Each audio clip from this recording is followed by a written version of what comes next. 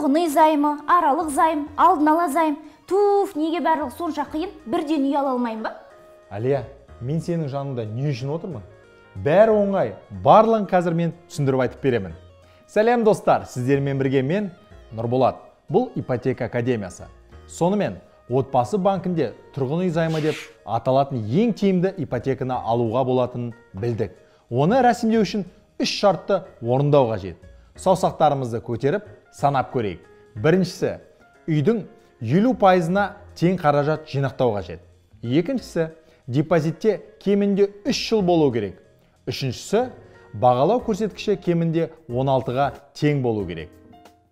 Осы талаптарды орындай отырып, өзіңіз қалаған 3-5%-дан бастап 5%-ға дейінгі мөлшерлемесі бар несиеге қол жеткізе аласыз. Және ең күштісі, төлем қабілеттілігін растамай, несиені рәсімдеп, өзіңіздің армандаған пәтеріңізге қол жеткізесіз. Тағы бір қайталап көрейік.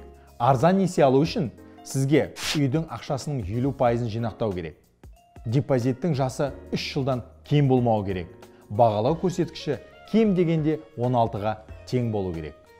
Ал егер сізде қажетті соманың 50% болса, бірақ 3 жыл жинауға уақытыңыз болмаса, немесе ұзақ күткіңіз келмесе, оның да шешімі бар. Оны келесі бөлімде айтамыз.